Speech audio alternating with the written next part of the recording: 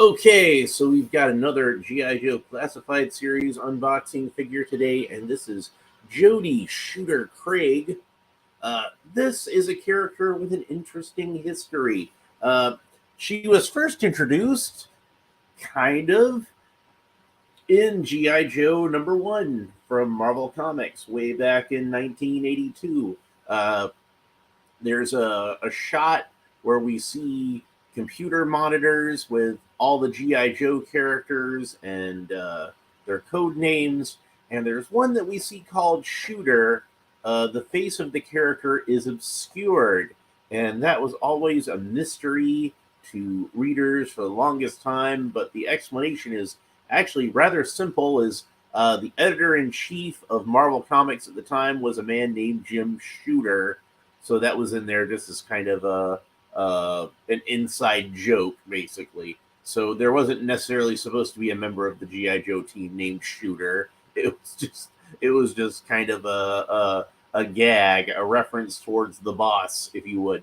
So, but it didn't stop fans from speculating on who Shooter might actually be. So many years later, when Larry Hama wrote a miniseries called G.I. Joe Declassified, not G.I. Joe Classified, G.I. Joe Declassified, he revealed that there was actually a member of the team that was named Shooter, and she was a secret member of the team.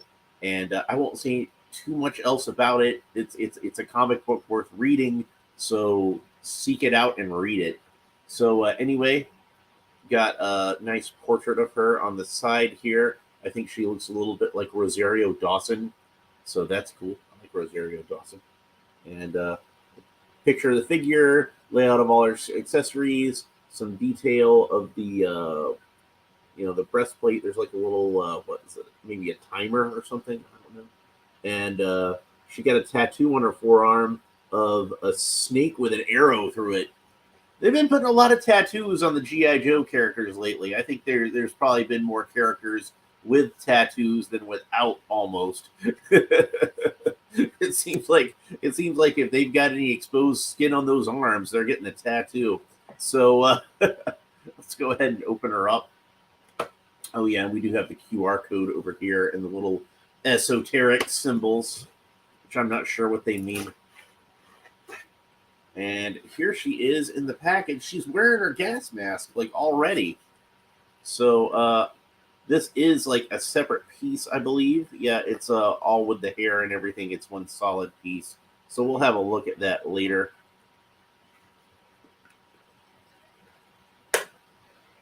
I like her skin tone. It's it's a very rich and warm skin tone. I don't even know if it's coming across on the camera very well. But there she is. She did have some plastic tabs holding her in her little coffin in her plastic-free packaging. So she does reuse some parts. Like it looks like the thighs are from they're from Scarlet. I'm not sure if that's the movie Scarlet or the regular Scarlet. I do have a movie Scarlet right here, so I can compare. The movie Scarlet that I repainted so she'd be in her cartoon colors. Yeah, those are definitely the thighs from movie Scarlet. And it looks like the upper parts of the shins are the same. They've got the same texture to them. And the boot cut is right. Even though the boot cut is above where the boot would be, which is a strange decision. Like you would think they would just make the boot a little bit higher so it would match. But no, the boot cut is like right in the middle of where her pants would be. So I don't know why they did that. That was an odd decision. But yeah, those are the same thighs as movie Scarlet, and the arms look to be the same arms as Lady J. I've got a Lady J around here somewhere. Yeah, there she is. Because I'm going to use her for a custom later. So, yeah, the arms are from Lady J. looks as the pants are not from Lady J. I was thinking maybe the trunks were from Lady J, but they're not. Maybe that's from the first Scarlet that they did. But I don't have her handy to compare, so I don't know.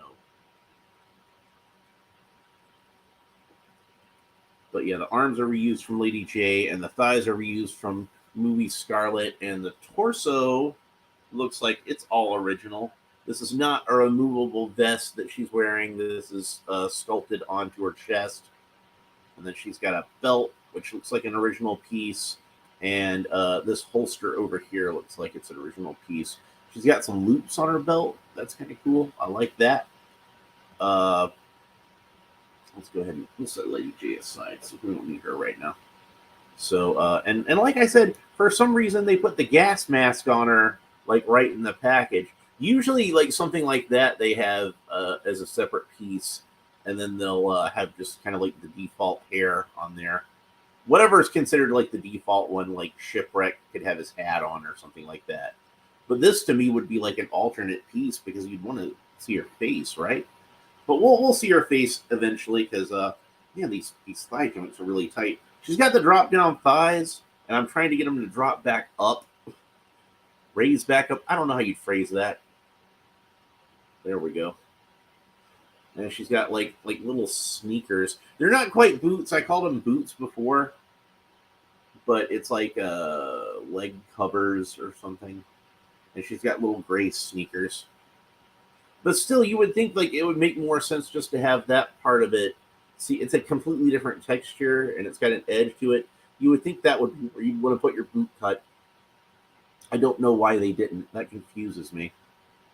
So so yeah. Okay, we'll set her aside for a second while we get into the accessories. This was a Christmas present from my sister, by the way.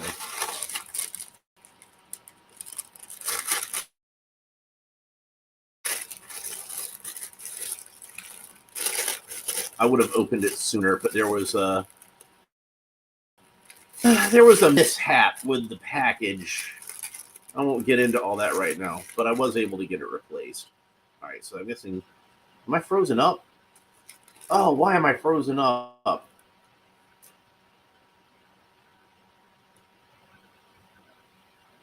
Damn it.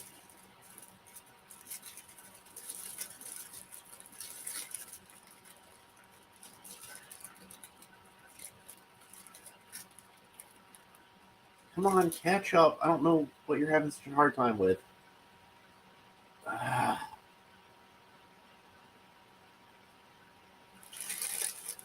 I don't have a whole lot of time to do this.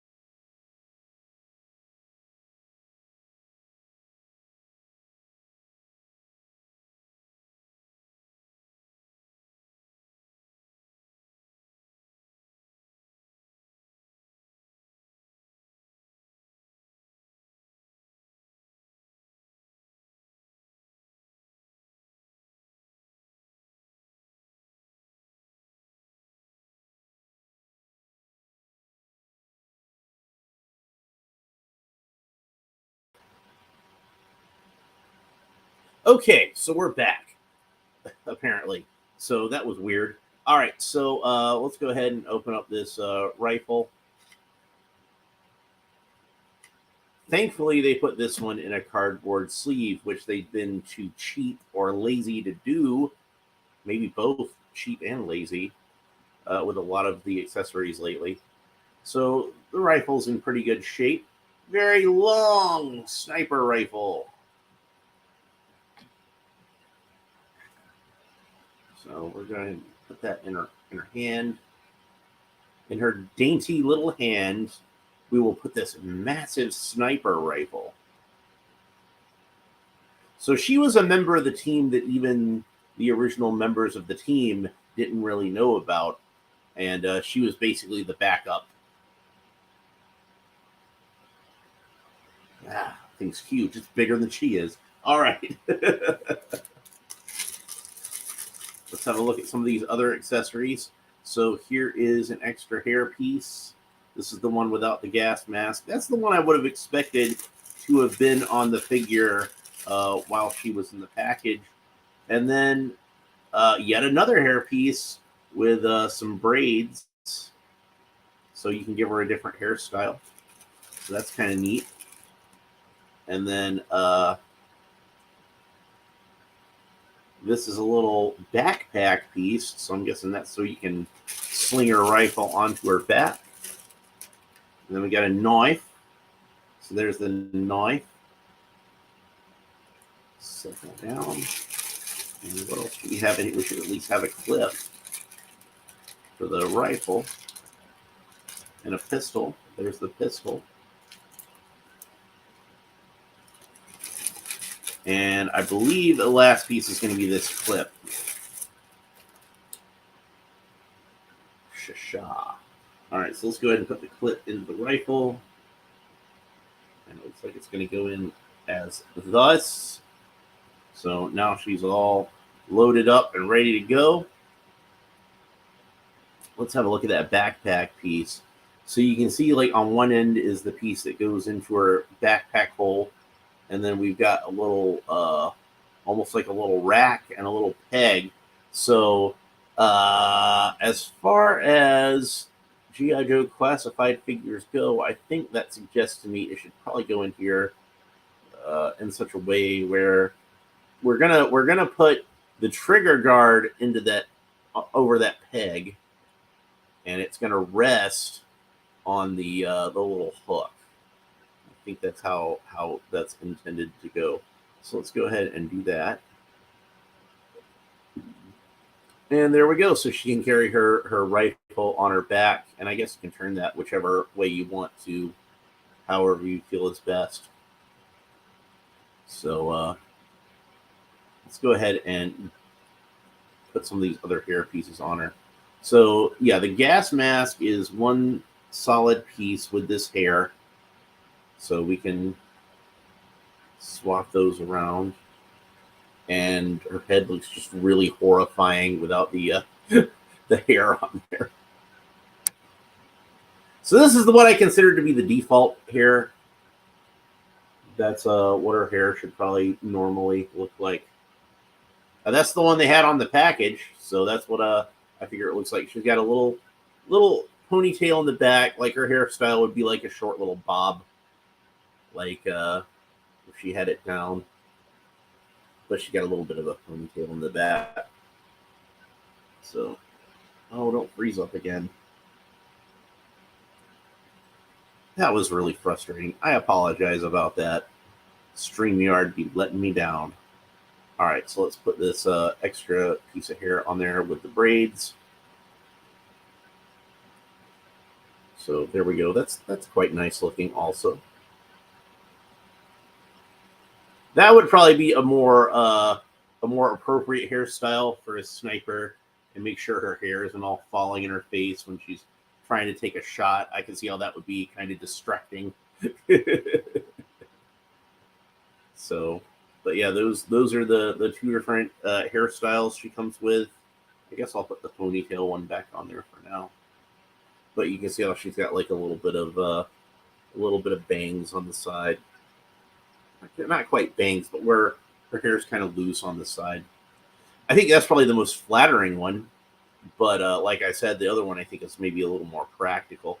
So let's have a look at some of the other accessories she comes with. She's got two more. She's got this pistol, which it has a clip sculpted into it, but it does not seem to be removable. That's fine with me. I don't really care about removable clips, but it's a little smaller than typically we see of a pistol on one of these GI Joe figures, but that's fine. It's not like the hand cannon that comes with CoverGirl, but there she is with the pistol. So she looks pretty good with that, I think.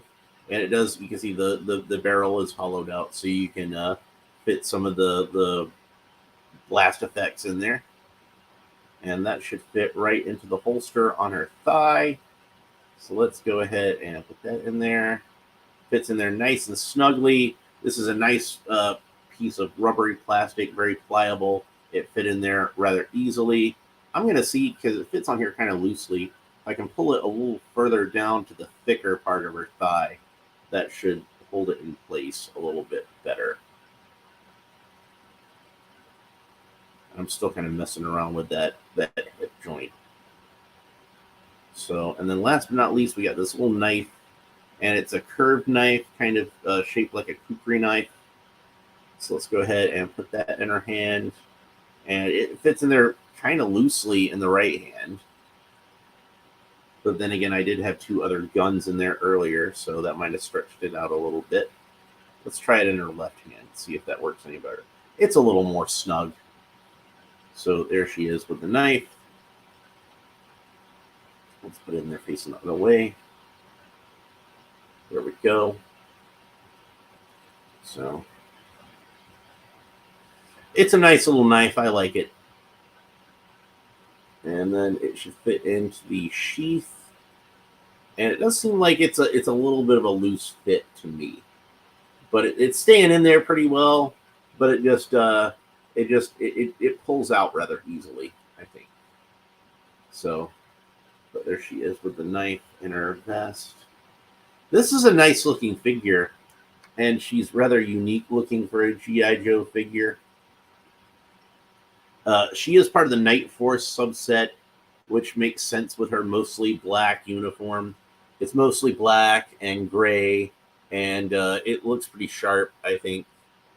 So I wonder if they're planning on doing just like a regular version of Shooter later on, or if the Night Force version is going to be the only version that we get. So, but I feel like the black color scheme for her uniform is appropriate. So I would not complain if this was the only one that we got. I would think this would be just like a solid default version, even if it didn't have like the Night Force emblem on the packaging. But she turned out really nicely. So let me see if I can get a good shot of that tattoo on her forearm. I don't know if that's going to come across because this camera doesn't seem to want to focus that well. But the loops on the back of her belt, I guess they're just purely decorative, because I don't think anything really is supposed to go on there. But I like the backpack piece and how you can sling the rifle over her back. That's a really nice touch. I think that's a cool little accessory to give her. So and it stays on there pretty well, but it still comes off pretty easily. So I'm going to put the sniper rifle back in her hand now, since we've gone over all the other accessories. So yeah, she definitely gets a recommend for me. I know she's a Walmart exclusive, but I've never actually seen her in the store. I've only seen her on the website. That's not to say she'll never show up in the store, or maybe you've even seen her in your local Walmart store, but not mine. All I see in my local Walmart store are the same retro figures of, Baroness and Lady J that have been hanging around forever. Maybe occasionally I'll see a Gung Ho or a Destro, but it's mainly just Lady J and Baroness. And sometimes these days I've been seeing Shipwreck and Rock and Roll. More often Shipwreck, but Rock and Roll also see sometimes. But but I haven't seen any of these Night Force figures there. I haven't seen Big Ben. I haven't seen Tunnel Rat. I haven't seen really any of the Walmart exclusives other than the retro figures. Those are the only ones that I've seen. But I haven't seen any of these Night Force figures or the Cobra figures that they have. Also, I've never seen a Range Viper, and I really wanted a Range Viper. So I don't know if I'll ever find one. So, but yeah, she definitely gets a recommend. She might still be on the website. You might still even be able to find her for retail price if you're lucky. But she's definitely worth picking up. I kind of feel like we could always use more female GI Joe characters. So it's nice to have one, another one. I mean, so she's going to fit in quite nicely with my collection, I think. Anyway, that's it for this episode. Thanks for sticking with me despite the setback that I had as far as the the technical difficulties. We will talk to you next time. Bye.